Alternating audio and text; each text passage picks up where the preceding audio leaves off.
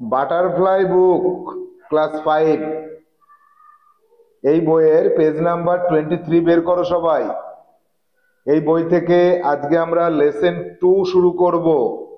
Lesson 1-এ আমরা 15টা class complete করে এসেছি, আজকে 16 নম্বর ক্লাসে আমরা রয়েছি, অর্থাৎ বাটারফ্লাই 5-এর যে বই রয়েছে এই বইয়ের 16 নম্বর ক্লাস আজকে।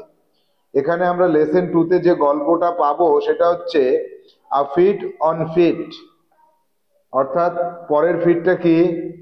পরের ফিটটা হচ্ছে FWT ফিট, ফুট ফিট, পা, পায়ে হেঁটে কোনো জায়গায় যাওয়া। ফিট বলছে FEAT, দুটো বানান একটু লক্ষ্য করো তো, দুটো বানান কি একই আছে? দুটো বানান আলাদা আলাদা আছে না? হ্যাঁ, তাহলে একটা হচ্ছে FWT ফিট, এটা হচ্ছে পা, দুটো পা। আর FEAT ফিট, ফিট কথার অর্থ হচ্ছে কৃতিত্ব বা কীর্তি। কীর্তি, কীর্তি মানে কোনো কিছু সুনাম অর্জন করা। তাহলে পায়ে হেঁটে সুনাম অর্জন করেছে, সেই বিষয়ে গল্প। তাহলে আমরা চলে যাব মেন গল্পে। দেখো এখানে আমরা একটা ছবি দেখতে পাচ্ছি, ছবিটা দেখে আমরা বুঝতে পারছি এটা কিসের ছবি, সমুদ্র নাকি গাছ? কিসের ছবি এটা? এই ছবিটা দেখে বুঝতে পারছো কিসের ছবি? কিসের ছবি? জোরে বলো। পাহাড়ের ছবি। এই পাহাড়ে পায়ে হেঁটে নিশ্চয়ই তাহলে পাহাড়ের মাথায় উঠবে, গল্পটা সেরকম হতে পারে, নাম থেকেই আমরা বুঝে যাচ্ছি। তাহলে আমরা যাই, গল্পে যাওয়া যাক। Text reading part 1। আজকে আমরা টেক্সট রিডিং এর প্রথম ক্লাসে আছি।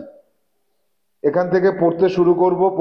প্রত্যেকটা সেন্টেন্স আমি যখন পড়বো মন দিয়ে বইতে আঙুল দিয়ে দেখবে এবং প্রত্যেকটা সেন্টেন্সের অর্থ বুঝে নেওয়ার চেষ্টা করবে। তাহলে শুরু করা যাক। Edmund Hillary and Tenzing Norgay were part of the British expedition to Mount Everest in 1953। তাহলে 1953 সালে মাউন্ট এভারেস্টের যে অভিযান, দেখো এখানে এক্সপেডিশন কথাটা লেখা রয়েছে। এক্সপেডিশনকে এখানে বলা হয়েছে যে organise journey with a purpose, কোন একটা উদ্দেশ্য সাধনের জন্য সংঘবদ্ধভাবে কোথাও যদি যাত্রা শুরু করা হয়, অর্থাৎ অভিযান বলা যেতে পারে, তাই তো? তাহলে এডমন্ড হিলারি এবং তেনজিং নোরগে, এই এডমন্ড হিলারি এবং তেনজিং নোরগে এরা ছিল পার্ট অফ ব্রিটিশ এক্সপেডিশন, ব্রিটিশদের যে অভিযান ছিল সেই অভিযানের একটা অংশ ছিল এরা। 1953 সালের মাউন্ট এভারেস্ট অভিযানে ব্রিটিশদের যে অভিযানটা হয়েছিল তার একটা পার্ট ছিল এডমন্ড হিলারি এবং তেনজিং নোরগে। বোঝা গেল দুজন ব্যক্তির নাম। এবার আসা যাক, colonel John Hunt led the expedition. Led, এখানে V2 আছে, লিডের, লিড মানে নেতৃত্ব দেওয়া, লিড, LEAD, লিড, লিড হচ্ছে নেতৃত্ব দেওয়া, আর LED লেড মানে নেতৃত্ব দিয়েছিল, নেতৃত্ব দেওয়া এবং নেতৃত্ব দিয়ে ছিল। তাহলে এখানে বলছে যে কলোনেল জন হান্ট এই যে অভিযানটা এর নেতৃত্ব দিয়েছিল, লেড দ্য এক্সপেডিশন, এই এক্সপেডিশনের নেতৃত্ব দিয়েছিল। Hunt selected a team of people, Hunt একটা দল গঠন করেছিল, পিপল, আর টিম অফ পিপল কিছু মানুষের একটা দল গঠন করেছিল। All of whom were experienced climbers, যে দলের প্রত্যেকেই ছিল অভিজ্ঞ পাহাড়ে উঠতে পারে আরোহণকারী, পর্বত আরোহণকারী। পাহাড়ে যে উঠতে পারে তাকে কি বলে? ক্লাইম্বার বলে, পর্বত আরোহণকারী বলে। আর এক্সপেরিয়েন্সড মানে অভিজ্ঞতা আছে আগে থেকে, আগে অনেকবার উঠেছে, তাই তো? তাহলে অনেকবার আকাশে উঠেছে এইরকম অভিজ্ঞতা সম্পন্ন ক্লাইম্বার্স দের নিয়েই কিন্তু তিনি টিমটা গঠন করেছিলেন। এই যে টিম অফ পিপল, যাদেরকে নিয়ে তিনি টিমটা গঠন করেছিলেন তারা প্রত্যেকেই কিন্তু আগে থেকেই পাহাড়ে ওঠার অভিজ্ঞতা তাদের ছিল। হলো Edmund Hillary, a climber from New Zealand. Edmund Hillary নিউজিল্যান্ডের একজন পর্বত আরোহণকারী। অর্থাৎ এখানে কমার পরে কি বলেছে, তার পরিচয় দিয়েছে। কমার পরে পরিচয় দিলে তাকে বলা হয় নাউন ইন অ্যাপোজিশন। কি বলা হয়? Noun in apposition. তাহলে এডমন্ড হিলারি ছিলেন নিউজিল্যান্ড দেশের একজন পর্বতারোহী এবং তেনজিং নোরগে আর শেরপা ফ্রম ইন্ডিয়া। তেনজিং নোরগে ছিলেন ভারতবর্ষের একজন শেরপা, অর্থাৎ যারা পর্বতে আরোহণ করে তাদের গাইড করে যিনি, অর্থাৎ পর্বত আরোহণকারীর থেকেও আরো বেশি অভিজ্ঞতা সম্পন্ন। Were among the 11 chosen climbers.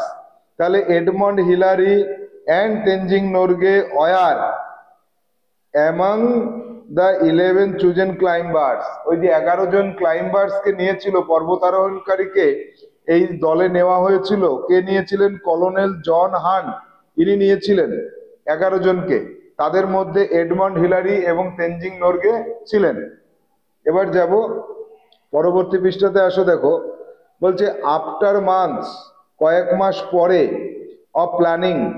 After month of planning, এই যে একটা প্ল্যান করলো, পরিকল্পনা করলো, তার কয়েক মাস পরে the team began to climb. এই টিমটা পাহাড়ে চড়তে শুরু করে দিল কয়েক মাস পরে। Out of all climbers on the expedition. এই অভিযানের কি বলছে? Out of all climbers of the expedition. এই এক্সপেডিশনের বা এই অভিযানের যত সদস্য ছিল তাদের মধ্যে only 4 would get a chance to make an attempt to reach the summit।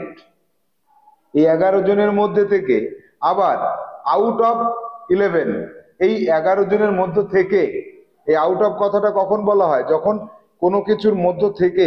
তাহলে out of climbers of the expedition, ওই অভিযানের সদস্য মানে 11 জন সদস্য, 11 জন সদস্যের মধ্যে থেকে only 4, একমাত্র 4 জন উড গেট আ চান্স, একটা চান্স পেয়েছিল, সুযোগ পেয়েছিল, to make an attempt to reach summit. ওই পর্বতের একদম শিখর, সামিট মানে হচ্ছে পর্বতের একদম মাথা, একদম চূড়া, সবচেয়ে উপরের যে জায়গাটা তাকে সামিট বলা হয়।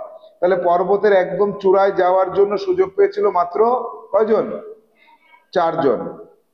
Hunt the team leader selected 2 teams of climbers.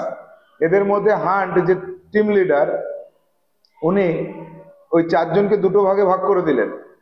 কি করলেন? The first team included